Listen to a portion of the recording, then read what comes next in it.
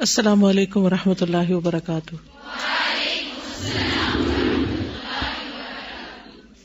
کیا حال ہے؟ الحمدللہ نحمده ونصلی علی رسولہ الکریم، اما بعد فاعوذ باللہ من الشیطان الرجیم، بسم اللہ الرحمن الرحیم، رب اشرح لی صدری ویسر لی امری واحلل عقدۃ من لسانی یفقہوا قولی۔ آج ہم پڑھیں گے سیدہ سعدہ بنت قریظ رضی اللہ عنہا۔ خاندانی پس منظر، ان کا نام سعدہ، والد کا نام قریظ بن ربیعہ اور والدہ بیضاء بنت عبد المطلب رسول اللہ صلی اللہ علیہ وسلم کی پھوپھی تھی۔ تو پھر یہ آپ کی کیا لگی؟ آپ کی پھوپھوزاد ہیں۔ سیدہ سعدہ سیدنا عثمان بن عفان کی خالہ تھی۔ یہ زمانے جاہلیت میں مشہور و معروف کاہنہ تھی۔ کاہن کون ہوتا ہے؟ جیسے نجومی ہوتے ہیں۔ یہ بڑی ذہین اور فطین اور فصیح و بلیغ شاعرہ خاتون تھی، یعنی اعلیٰ دماغی صلاحیتوں کی مالک تھی۔ جب سیدنا عثمان بن عفان نے سنا کہ رسول اللہ صلی اللہ علیہ وسلم نے اپنی بیٹی رقیہ کی شادی اپنے چچا کے بیٹے عتبہ بن ابو لہب کے ساتھ کر دی ہے، تو انہیں یہ خبر سن کر دلی صدمہ ہوا اور یہ خیال آیا کہ کاش وہ پہلے اس مقصد کے لیے رسول اللہ صلی اللہ علیہ وسلم کی خدمت میں پہنچ جاتے۔ جب سیدنا عثمان بن عفان اپنے گھر پہنچے تو وہاں ان کی خالہ سیدہ سعدہ تشریف فرما تھی۔ انہوں نے سیدنا عثمان بن عفان کو دیکھتے ہی فصاحت و بلاغت کا انداز اختیار کرتے ہوئے کہا، ان محمد ابن عبد اللہ رسول اللہ جاء جبریل یدعوہ الی اللہ قولہ صلاح و دینہ فلاح و امرہ نجاح لقرنہ نتاح ذلت لہ البطاح ما ينفع السیاح لو وقع الرماح وسلت الصفاح ومدت الرماح ثم انصرفت۔ بس یہ بات کر کے چلی گئی۔ اس سے آپ اندازہ لگائیں کہ ایک کمنٹ ان کا کس انداز کا تھا کہ کتنے ہی الفاظ کو ہم وزن لا کر ایک اپنی گفتگو کا اظہار کیا۔ عام طور پر ہم عرب جاہلیت کے بارے میں جب پڑھتے ہیں تو ہم یہ سوچتے ہیں کہ ودو قسم کے جاہل اور گنوار لوگ تھے اور انہیں کسی قسم کی کوئی بات پتہ نہیں تھی۔ یہ ایک عام مفروضہ ہے یا ایک عام خبر ہے جو گھڑ لی گئی ہے، یا ایک تاثر ہے جو پایا جاتا ہے۔ حقیقت یہ ہے کہ عرب کے لوگ چنے ہوئے لوگ تھے، انتہائی ذہین اور سمجھدار لوگ تھے۔ ان کی بعض ایسی کوالٹیز ہیں جو دوسری کسی قوم میں نہیں پائی جاتی۔ اسی وجہ سے اللہ سبحانہ وتعالیٰ نے اس قوم کو اپنے دین کے آخری پیغام کے لیے چنا تھا اور قرآن مجید ان کے اندر نازل کیا تھا۔ تو نہ صرف یہ کہ مرد حضرات، خواتین بھی اس پائے کی ادیبانہ ذوق اور شوق رکھتی ہوں اور اتنی قابلیت اور صلاحیت رکھتی ہوں، ان کے لیے قرآن مجید کو پہچاننا اور قرآن کی بیوٹی کو سمجھنا کتنا مختلف ہے بنسبت ہمارے جو عربی نہیں جانتے۔ فصاحت و بلاغت سے آراستہ گفتگو سیدنا عثمان بن عفان کے دل پر اثر انداز ہوئی۔ سیدنا عثمان کی ابو بکر صدیق کے ساتھ ملاقات تھی۔ جب وہ تشریف لائے اور انہوں نے عثمان بن عفان سے حال چال پوچھا تو جو انہوں نے اپنی خالہ سے سنا تھا وہ ان کو بیان کر دیا، انہوں نے آگے بتا دیا۔ اس سے کیا اندازہ ہوتا ہے کہ وہ بھی یاد رکھنے والے تھے۔ سیدنا ابو بکر صدیق نے کہا، اے عثمان، بڑے افسوس کی بات ہے، تم بڑے محتاج شخص ہو، ہر قدم پھونک پھونک کر رکھتے ہو، تم حق و باطل میں تمیز رکھتے ہو، حق تم پر مخفی نہیں رہ سکتا۔ یہ بت جن کی پوجا تیری قوم کرتی ہے، کیا یہ گنگے بہرے پتھر نہیں ہیں؟ نہ یہ سنتے ہیں نہ دیکھتے ہیں، نہ کسی کو نقصان دے سکتے ہیں نہ نفع۔ عثمان بن عفان نے کہا، بات تو آپ کی بالکل درست ہے تو ایسے ہی جیسے تم کہتے ہو۔ سیدنا ابو بکر صدیق نے فرمایا کہ تیری خالہ بالکل سچ کہتی ہے، یعنی مطلب یہ تھا کہ تم مسلمان ہو جاؤ، کیونکہ انہوں نے نبی صلی اللہ علیہ وسلم کی جو تعریف بیان کی تھی وہ بالکل برحق تھی، اور حضرت ابو بکر نے اس کی تائید کی اور خود اپنی طرف سے بھی اسلام قبول کرنے کی دعوت دی۔ اس وقت تک حضرت عثمان رضی اللہ تعالیٰ عنہ ابھی مسلمان نہیں ہوئے تھے۔ سیدنا محمد بن عبداللہ صلی اللہ علیہ وسلم کو اللہ تعالیٰ نے اپنی ساری مخلوق کی طرف رسول بنا کر بھیجا۔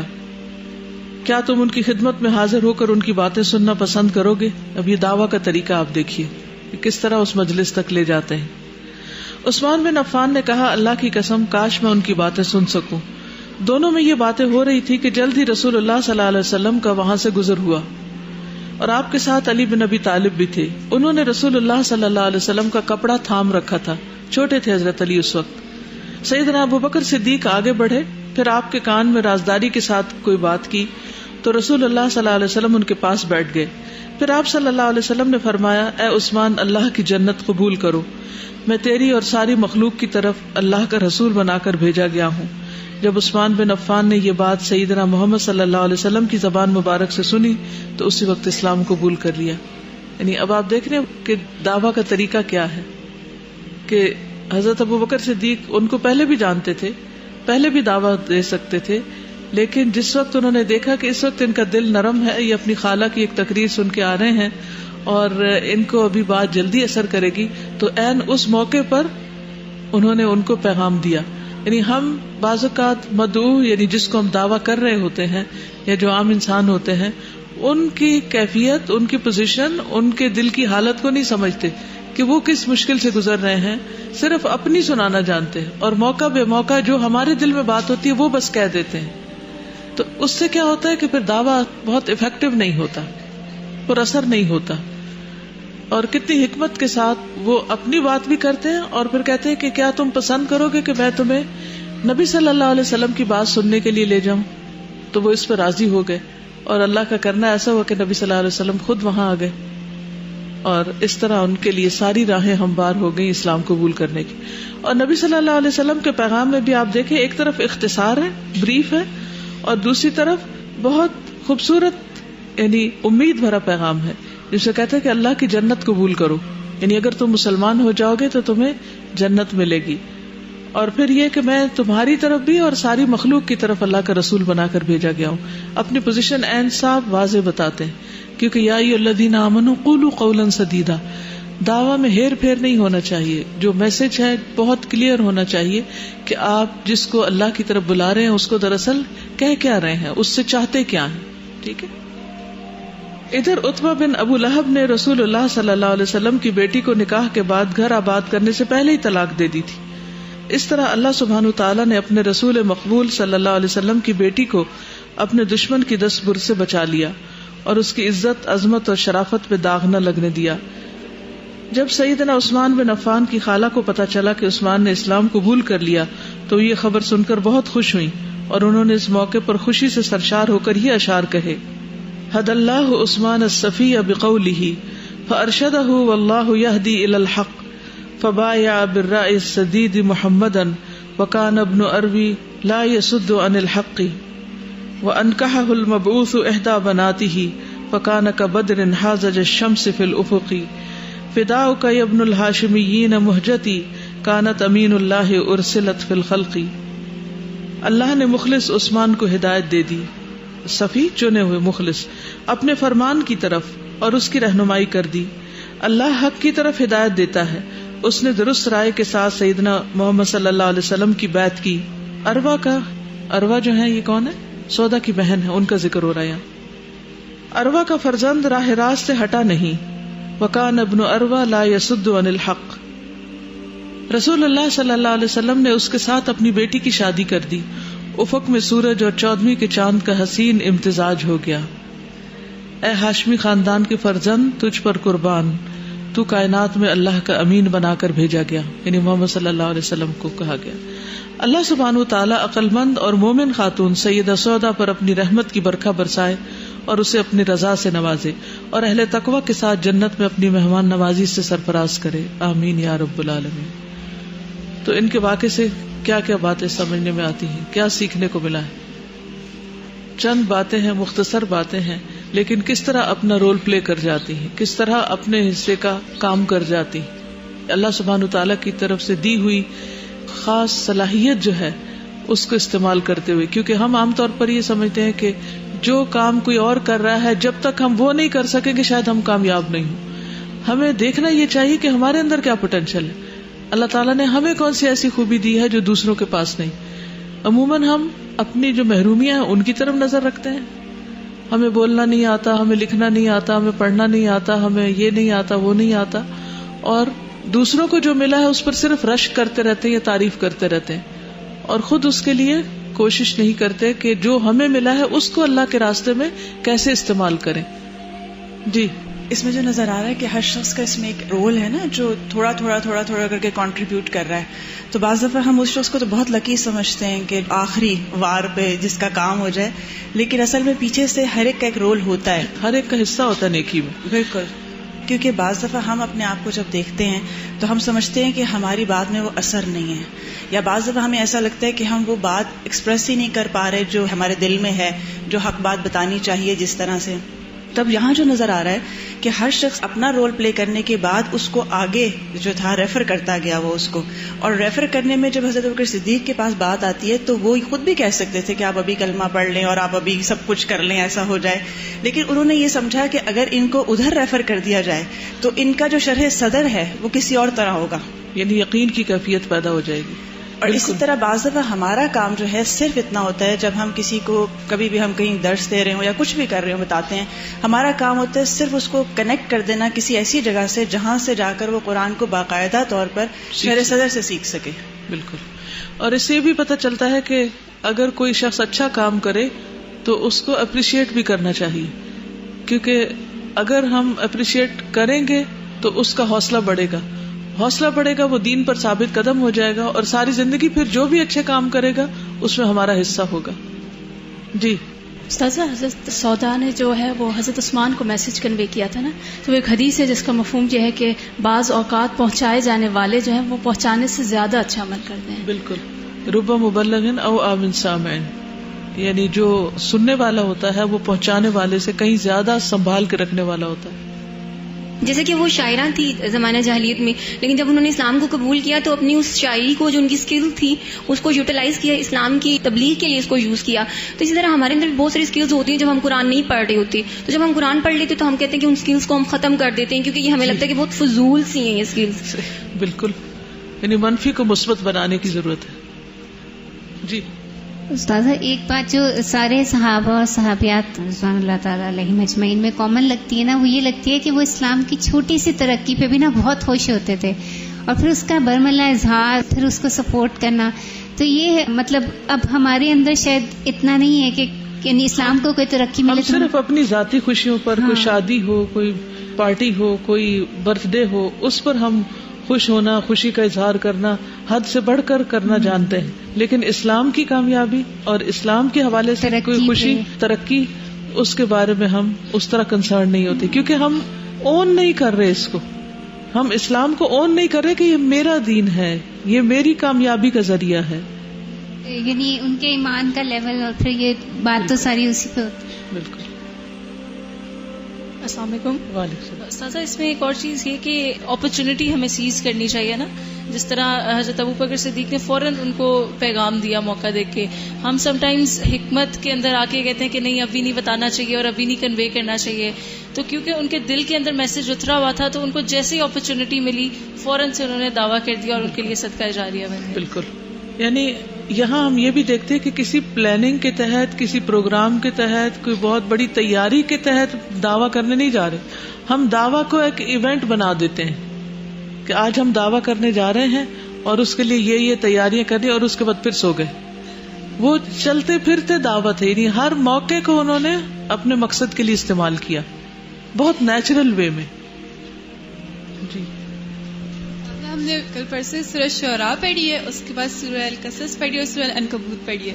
تو یہ کاہنہ بھی تھی اور شاعرہ بھی تھی، تو ساری چیزیں ایک طرح سے پرسپیکٹو میں آ گئی ہیں. اور میں یہ دیکھتی مجھے اس سے جو چیز ایک تھوڑا ہٹ کے مین پوائنٹ سے یہ کہ حضرت عثمان کے دل میں خواہش تھی کہ حضرت رقیہ سے ان کا نکاح، اور حضرت رقیہ کے لیے کتنا بڑا صدمہ تھا کہ ان کو اس کا طلاق ہو، آپ صلی اللہ علیہ وسلم کے لیے بہت بڑا صدمہ تھا. تو اسی طرح اللہ تعالیٰ جب شر سے خیر نکالتا ہے، اور حضرت کب ہوتا ہے کہ جب انسان اسٹیپ لیتا ہے اللہ کی طرف. حضرت عثمان نے جب اسلام قبول کیا تو ان کے جو دل میں خواہش تھی وہ اللہ تعالیٰ نے پوری کر دی. مطلب دونوں سائڈس کے لیے دیکھیں اللہ نے بہتری کی. اگر حضرت عثمان اسلام قبول نہ کرتے تو یہ بہتری دونوں طرف کے لیے نہ آتی. تو انسان جب اللہ کے لیے آگے بڑھتا ہے تو اللہ تعالیٰ بہت زیادہ اچھی چیز اس کے لیے سامنے لاتا ہے. بالکل. جی رازداری کی بات تھی نا کہ انہوں نے جب وہ کان میں جائے کہا ہم ہوتے ہیں تو یہ دیکھیں یہ آیا ہے اس کو بتانا ہے، آپ نے مطلب پورا تشہیر کرتے ہیں، لیکن یہ کہ انہوں نے رازداری سے بات کہی اور پھر اس کے بعد انہوں نے جو بالکل.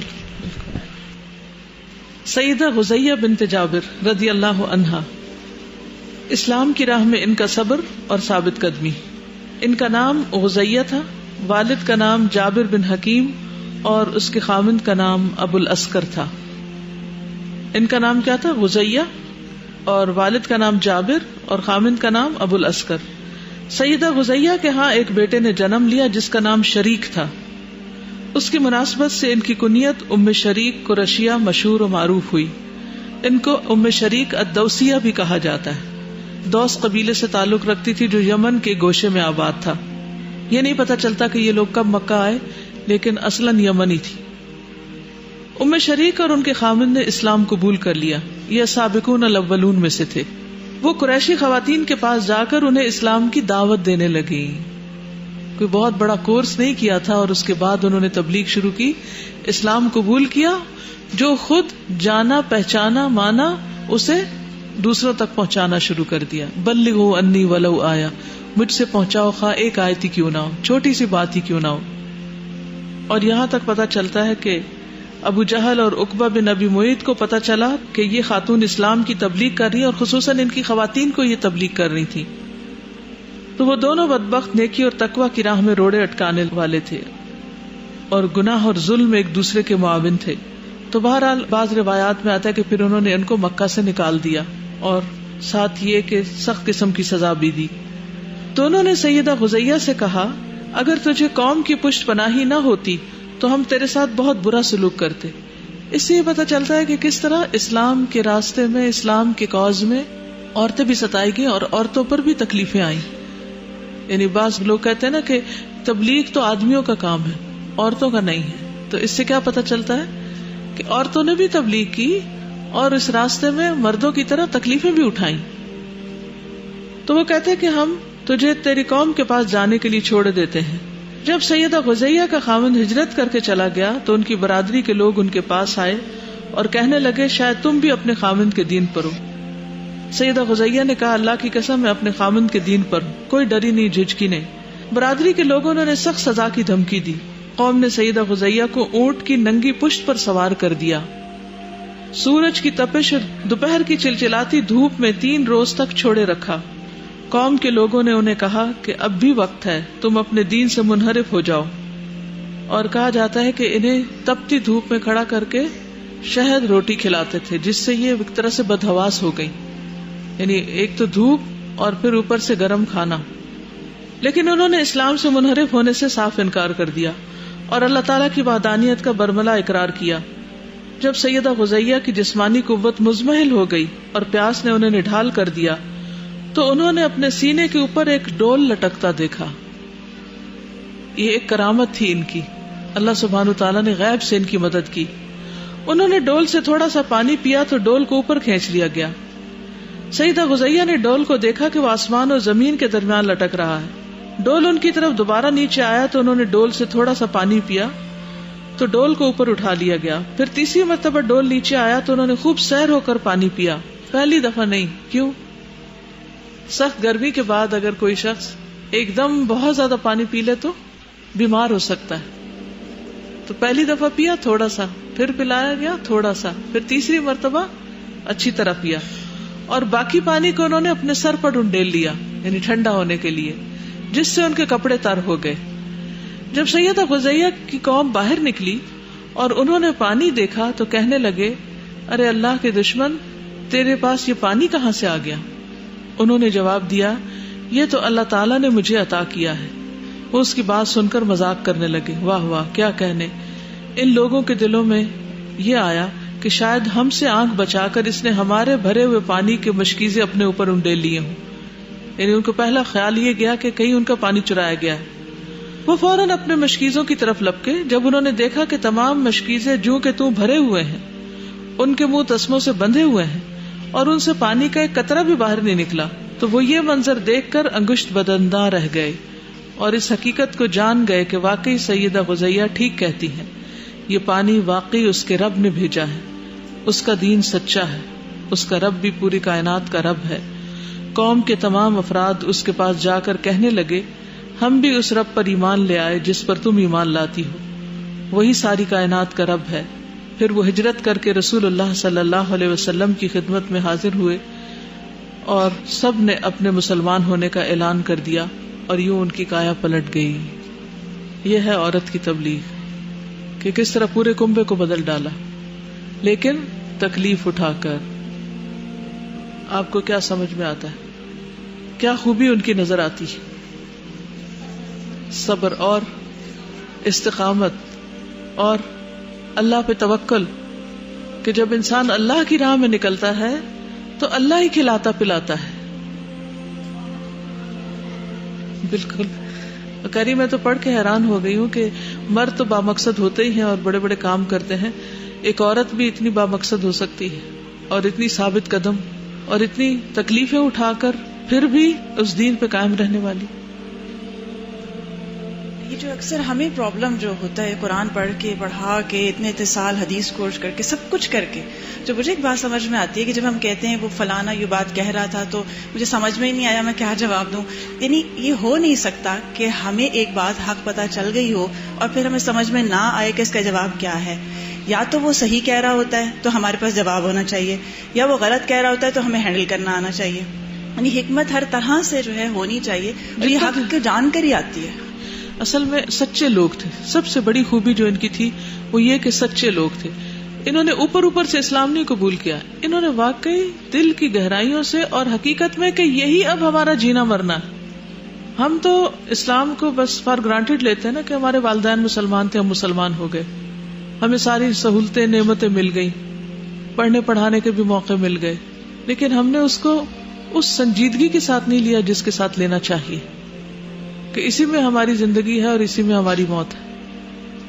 اور کوئی اسی طرح سارا یہاں جو نظر آ رہا ہے کہ جیسے ابھی بات ہوئی نا کہ انہوں نے اسلام قبول کیا اور اس کے بعد جا کے وہ دعوت دینے لگی.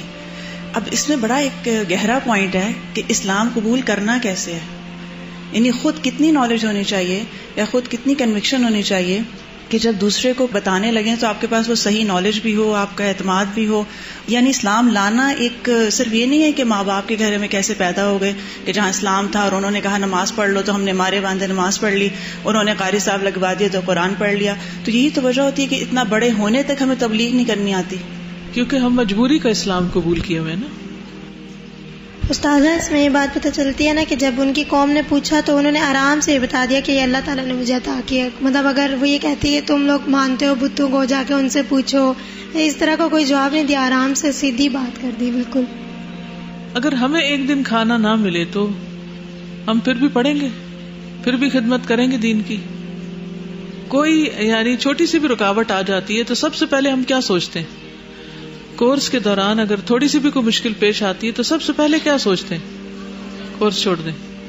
جیسے مجبوری کی کوئی چیز اٹھائی ہوئی ہے اور جس وقت کوئی تکلیف آئے تو وہ بس فوراً ایک طرف، جیسے وہ سر پہ بوجھ اٹھایا ہوتا ہے نا، پنڈ کا مطلب پتا ہے، تو وہ ایک مجبوری ہوتی ہے نا، اٹھانا، وزن اٹھانا ہے، ایک جگہ سے دوسری جگہ پہنچانا ہے، اس کو پورا کرنا ہے فاصلہ. اب وہ کورس کی مدت پوری کرنی، اور اگر دشواری ہوئی تو وہ پنڈ اٹھا کے رکھ دینی. پورا پیکج ہے، یا اندر ہے یا باہر ہے. جی السلام علیکم. پچھلی صحابیہ کے ساتھ جب کمپیریزن کیا تو پیچھے کھولی تبلیغ کا مثال تھی اور یہ عملی تبلیغ کی مثال تھی. Very good. السلام علیکم.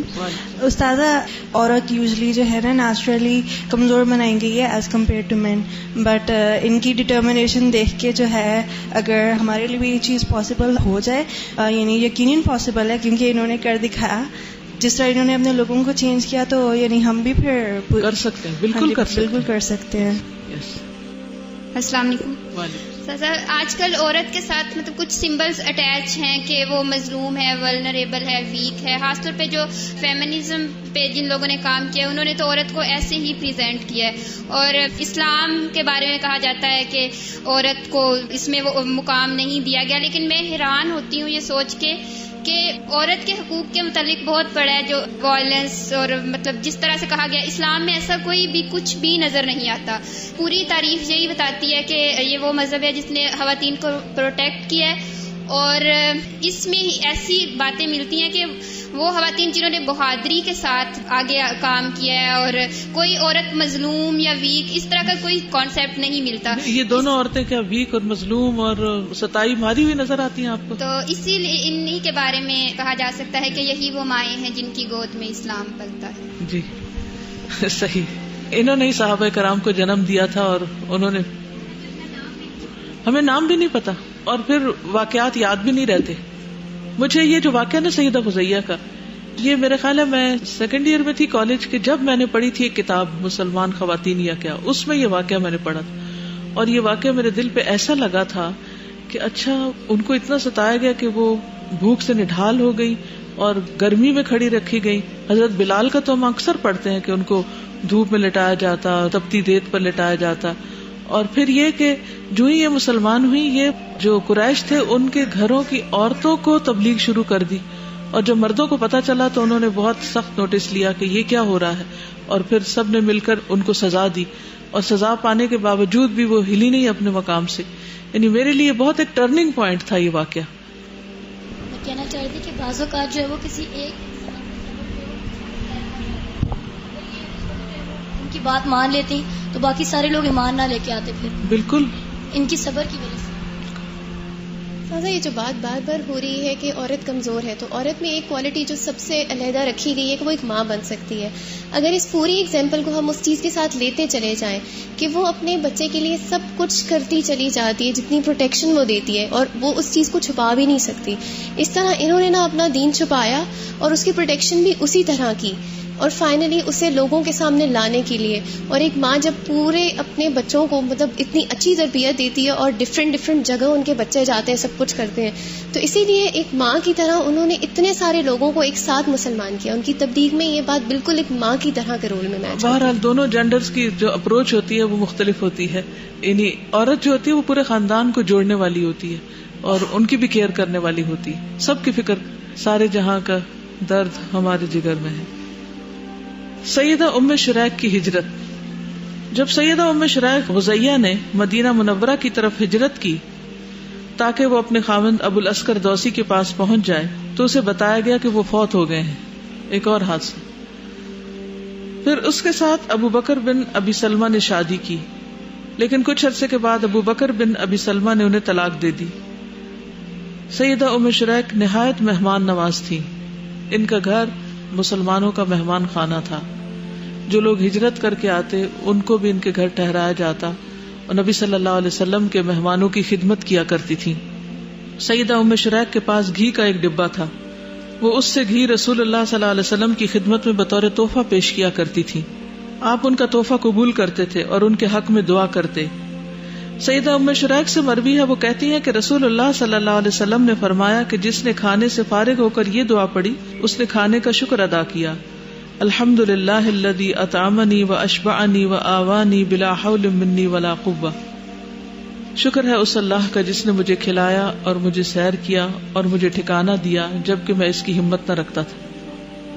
رسول اللہ صلی اللہ علیہ وسلم جب کھانا کھا لیتے تو یہ دعا کرتے: اللہم انت اطعمتنا وسقیتنا وآویتنا فلک الحمد غیر مکفی ولا مودع ولا مستغنى عنک.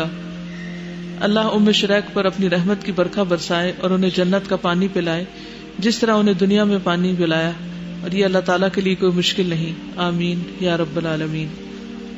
ان کے بارے میں چند ایک احادیث اور بھی ہیں جس سے مزید پتہ چلے گا کہ ان کی ایکٹیویٹیز کیا تھی. جیسے پہلے میں نے عرض کیا کہ یہ بہت مہمان نواز تھی. اس کے بارے میں صحیح مسلم کی روایت آتی ہے کہ جب فاطمہ بنت قیس کو ان کے شوہر نے طلاق دے دی تو ان کی عدت کے معاملے میں آپ نے ان سے کہا تھا، یعنی فاطمہ بنت قیس سے، کہ ام شریک کے ہاں منتقل ہو جاؤ، تم ام شریک کے گھر چلی جاؤ. اور ام شریک انصار کی غنی عورت تھی اور اللہ کے راستے میں بہت خرچ کرنے والی تھی. ان کے ہاں مہمان آتے رہتے تھے.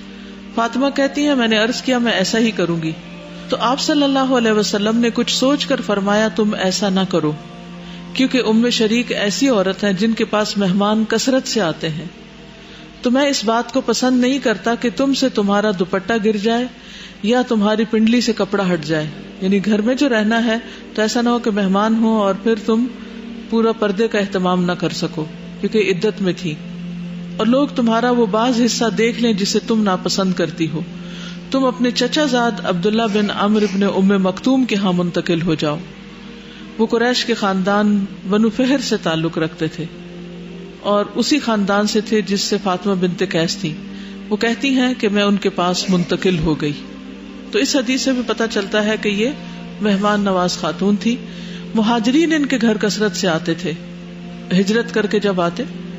ابو بکر ابن ابو جہم نقل کرتے ہیں کہ میں اور ابو سلمہ بن عبد الرحمن فاطمہ بنت قیس کے پاس گئے تو انہوں نے بتایا کہ ان کے شوہر نے انہیں 3 طلاقیں دے دی ہیں اور ان کے لیے نہ رہائش کا بندوبست کیا اور نہ نان نفقہ کا. البتہ اس نے میرے لیے اپنے چچا زاد بھائی کے پاس 10 قفیز غلہ رکھوایا ہے، یعنی بس اتنا مجھے ملا ہے طلاق کے بعد اور کچھ نہیں میرے پاس، جس میں سے 5 جو کے ہیں اور 5 گیہوں کے، یعنی 10 تھیلے ہیں. فاطمہ بنت قیس کہتی ہیں کہ میں رسول اللہ صلی اللہ علیہ وسلم کے پاس گئی اور سارا ماجرا سنایا کہ اس طرح مجھے طلاق ہوئی ہے اور اس طرح میرے اب کہیں بھی رہنے کا کوئی انتظام نہیں. آپ نے فرمایا انہوں نے ٹھیک کیا، یعنی اس سے زیادہ تمہیں نان نفقہ نہیں اب مل سکتا، طلاق کے بعد نان نفقہ نہیں ہوتا، اور مجھے حکم دیا کہ میں ام شریک کے ہاں عدت گزاروں. لیکن پھر آپ نے فرمایا ام شریک کے ہاں تو مہاجرین کا آنا جانا ہے، تم ابن ام مکتوم کے گھر عدت گزارو، کیونکہ اگر وہاں تمہارے کپڑے وغیرہ اتارنے پڑ جائیں تو تمہیں کوئی دیکھ نہ پائے گا، کیونکہ ابن ام مکتوم جو تھے وہ نابینا تھے. جی اس سے کیا پتہ چلتا ہے؟ اس سے پتہ چلتا ہے کہ عورت کے پردے کا کتنا اہتمام ہے ہر حال میں، جتنی بڑی مصیبت آئے نا، ہم سمجھتے کہ یہ مصیبت آ گئی تو ہمارا تو سب کچھ جائز ہو گیا. بالکل. سر اس سے ایک اور بات یہ بھی پتہ چلتی ہے کہ اس وقت کے معاشرے میں کس قدر اخوت اور اسلامی بردرہڈ اس طرح سے تھی کہ ایک عورت بے گھر ہوئی تو سب نے ان کو پروٹیکٹ کرنے کے لیے کبھی کسی نے نبی صلی اللہ علیہ وسلم نے ان کی پروٹیکشن کا اہتمام کیا، نبی صلی اللہ علیہ وسلم نے اہتمام کیا، اور آج کے دور میں یہ ایسا نہیں کچھ بھی ہوتا. اور پھر یہ آپ کا کہنا کہ ان کے گھر بہت مہاجرین آتے ہیں، مہمان آتے ہیں، یہ کتنی بڑی کوالٹی کی بات ہے کہ کسی کے گھر کو اس کام کے لیے منتخب کر لیا جائے، اور مہاجرین بھی وہ جو اپنے گھر بار چھوڑ کر آئے ہوئے ہوں. جی اس سے ایک پوائنٹ یہ پتہ چلتا ہے کہ اس دور میں اتنی آسائش نہیں تھی لیکن اس کے باوجود لوگ کتنے مہمان نواز تھے، لیکن آج کے دور میں اتنا کچھ ہے لیکن کوئی مہمان نواز نہیں کرتے، دل تنگ ہے. بالکل. اس سے یہ بھی پتہ چلتا ہے کہ ان کے شوہر نے ان کے نان نفقے کا بندوبست کیا ہے. ہمارے ہاں اگر ہم کہتے ہیں ہم اسلامک ملک ہے لیکن پھر بھی ہم لوگوں کے طلاق کا کیسے کانسیپٹ ہے، کیسے ہم لوگ دیتے ہیں؟ یعنی طلاق دی ہے لیکن عدت کے وقت کے لیے کھانے پینے کا ساز و سامان فراہم کیا ہے. یہ بھی ذمہ داری قبول کرنے والی بات ہے نا. اصل میں اللہ کا ڈر ہی انسان کو دوسرے کے حقوق دینے پر آمادہ کر سکتا ہے. قرآن مجید میں آتا ہے نا کہ وہ عورت جس نے اپنے آپ کو آپ کے لیے ہبہ کر دیا ہو وہ آپ کے لیے حلال ہے. تو ام شریک کے بارے میں آتا ہے کہ وہ ان عورتوں میں سے تھی جنہوں نے اپنے آپ کو نبی صلی اللہ علیہ وسلم کے لیے ہبہ کر دیا تھا، لیکن آپ نے ظاہر قبول نہیں کیا، ورنہ وہ امہات المومنین میں سے ہوتی. انہوں نے صحابہ کو حدیث میں روایت کی. جابر بن عبداللہ کہتے ہیں کہ مجھے ام شریک نے خبر دی کہ انہوں نے نبی صلی اللہ علیہ وسلم کو یہ فرماتے ہوئے سنا کہ لوگ ضرور دجال سے پہاڑوں کی طرف بھاگیں گے، یعنی دجال کے ڈر سے پہاڑوں کی طرف جائیں گے پناہ لینے کے لیے. ام شریک نے عرض کیا اے اللہ کے رسول ان دنوں عرب کہاں ہوں گے؟ آپ نے فرمایا وہ بہت کم ہوں گے، یعنی باقی مسلمانوں کی نسبت ان کی تعداد کم ہوگی. ام شریک رضی اللہ تعالی عنہا سے روایت ہے کہ نبی صلی اللہ علیہ وسلم نے گرگٹ کو مارنے کا حکم دیا تھا اور فرمایا کہ اس نے ابراہیم علیہ السلام کی آگ پر پھونکا تھا، یعنی پھونک ماری تھی. تو بہرحال یہ تھی ام شریک. اللہ سبحانہ وتعالیٰ ان پر اپنی رحمت فرمائے اور ہم پر بھی اپنی رحمت کرے اور ہم بھی اپنے دین کے لیے کچھ کرنے کے قابل ہوں. اور دین کے لیے کچھ کرنا جو ہے یہ دین پر احسان نہیں ہے، یہ کس پر احسان ہے؟ اپنے آپ پر. اور پھر اس موقع پر یاد دہانی کراتی چلوں کہ اللہ کے دین کی طرف دعوت دینا سب سے بہترین کام ہے. قرآن مجید میں آتا ہے وَمَنْ أَحْسَنُ قَوْلًا وَمَنْ أَحْسَنُ قَوْلًا مِمَّنْ دَعَا إِلَى اللَّهِ وَعَمِلَ صَالِحًا وَقَالَ إِنَّنِي مِنَ الْمُسْلِمِينَ. اس سے بڑھ کر اچھی بات کس کی ہو سکتی؟ یعنی دنیا میں ہم جتنی بھی باتیں کرتے ہیں ان ساری باتوں میں سے سب سے زیادہ پسندیدہ بات اللہ کے نزدیک وہ ہے جس میں انسان کسی کو اللہ کی طرف بلاتا ہے. دن میں ہماری باتوں میں سے کتنی باتیں اللہ کی طرف بلانے والی ہوتی، گویا جو سب سے پسندیدہ بات ہے وہ تو ہم کرتے ہی نہیں یا بہت کم کرتے ہیں. وَمَنْ أَحْسَنُ قَوْلًا مِمَّنْ دَعَا إِلَى اللَّهِ وَعَمِلَ صَالِحًا، اور اس نے خود بھی اچھے عمل کیے. وَقَالَ إِنَّنِي مِنَ الْمُسْلِمِينَ، اور کہا کہ میں مسلمانوں میں سے ہوں، میں اللہ کا فرما بردار ہوں. وَلَا تَسْتَوِي الْحَسَنَةُ وَلَا السَّيِّئَةُ، اچھائی اور برائی ایک جیسی نہیں ہوتی. کیونکہ اگر آپ دعویٰ کرنا چاہتے ہیں تو برائی کے جواب میں بھلائی کرنی ہوگی. ادفع باللتی ہی احسن، اس چیز سے اس طریقے سے دور کرو جو زیادہ بہترین ہے. یعنی اگر تمہارے ساتھ کوئی روڈ ہوتا ہے جواب میں، کوئی مس بہیو کرتا ہے، کوئی تمہاری پرواہ نہیں کرتا، تمہارے ساتھ بدتمیزی کر جاتا ہے، تو بھی تمہارا فرض کیا ہے؟ تم کیا کرو؟ نرمی سے بات کرو، احسن طریقے سے بات کرو. کیونکہ اللہ سبحانہ وتعالیٰ کی طرف بلانا سب سے خوبصورت بات ہے، تو اس کو خوبصورت انداز میں کرنا چاہیے. ادفع باللتی ہی احسن، احسن سپرلیٹو ڈگری ہے. فَإِذَا الَّذِي بَيْنَكَ وَبَيْنَهُ عَدَاوَةٌ، پھر اگر تمہارے اور اس کے درمیان عداوت بھی ہو، یعنی جو تمہارا مدعو ہے، جس کو تم اللہ کی طرف بلا رہے ہو، اگر وہ تم سے نفرت بھی کرتا ہے تو تمہارے اچھے سلوک کی وجہ سے کیا ہوگا؟ كَأَنَّهُ وَلِيٌّ حَمِيمٌ، گہرا دوست بن جائے گا. آپ بتائیے کہ کتنی سچویشنز ایسی تھیں جس میں کسی نے کوئی خرابی کی، کوئی آپ کے ساتھ روڈنس کی، بدتمیزی کی، تو آپ نے معاف کرنے کے بجائے اس سے قطع تعلق ہی کر لی، اس کو اپنے سے کاٹ ہی دیا، چاہے وہ رشتہ دار ہوں یا دوست ہوں یا احباب ہوں یا ہمارے سرکل میں جو بھی لوگ ہوں. سوچئے آج تک کتنے لوگوں کے ساتھ ہم نے حسن سلوک کر کے ان کو دین کے اندر داخل کر دیا، دھکیلا نہیں باہر. اللہ تعالیٰ فرماتے وما یلقاها الا الذین صبروا، یہ چیز نہیں ڈالی جاتی مگر ان میں جو صبر کریں. اور صبر وہ چیز ہے جس سے کامیابی حاصل ہوتی ہے، دنیا میں بھی اور آخرت میں بھی. والعصر ان الانسان لفی خسر الا الذین آمنوا وعملوا الصالحات وتواصوا بالحق وتواصوا بالصبر وما يلقاها الا الذین صبروا وما يلقاها الا ذو حظ عظیم. اور یہ چیز نہیں عطا ہوتی، نہیں ملتی مگر اس کو جو بڑے نصیبے والا ہے، بڑی قسمت والا ہے. قسمت والوں کو یہ چیز ملتی. تو آپ خوش قسمت بننا چاہتے ہیں تو خوش قسمتی کا راز ہے اس میں، کیونکہ جب تک ہم اکیلے خود اچھا عمل کرتے ہیں تو وہ ایک عمل ہوتا ہے، جب ہم دوسرے کو بتاتے ہیں تو وہ ملٹی پلائی ہو جاتا ہے، جتنوں تک میسج پہنچ جائے. کل بھی ہم نے اللہ سبحانہ تعالیٰ کا نام الرفیق پڑھا تھا، تو اس سے کیا پتا چلا کہ اللہ تعالیٰ نرمی کرنے والا ہے اور نرمی کو پسند کرتا ہے، اور نرمی پہ وہ عطا کرتا ہے جو سختی پر نہیں دیتا. نرمی جس چیز میں شامل ہو جاتی ہے اس کو خوبصورت بنا دیتی، اور سختی جہاں شامل ہو جاتی ہے اس کو بدصورت بنا دیتی. تو اللہ تعالیٰ ہمارے اعمال کو خوبصورت بنا دے. جی ہاں، لو كنت فظا غلیظ القلب لانفضوا من حولك، جی فاعف عنهم واستغفر لهم وشاورهم في الامر. مہمان نوازی اتنی بڑی کوالٹی ہے کہ واقعی بہت سے لوگوں کا دل نرم ہو جاتے ہیں، بہت سے لوگ اس طرح خیر کی طرف آ جاتے ہیں. عموماً ہم ایسا کرتے ہیں کہ جو زیادہ لوگ متقی ہوتے ہیں ان کے تو بہت اچھی طرح سے ویلکم کرتے ہیں. تھوڑے سے جو اس طرف نہیں رجحان ہوتے، جن کا جو مسلمان تو ہوتے ہیں لیکن وہ اتنے اچھے والے مطلب متقین والے نہیں ہوتے، یا جو غیر مسلم ہوتے ہیں، ان کی طرف ہمارا اتنا ویلکمنگ ایٹیٹیوڈ شو نہیں ہو رہا ہوتا، جس کی وجہ سے خیر سے رک جاتے ہیں وہ لوگ. تو ہونا یہ چاہیے کہ ہر ایک کے لیے اتنا زیادہ، بلکہ ان کے لیے اور بھی زیادہ ہو تاکہ وہ اٹریکٹ ہوں اسلام کی طرف.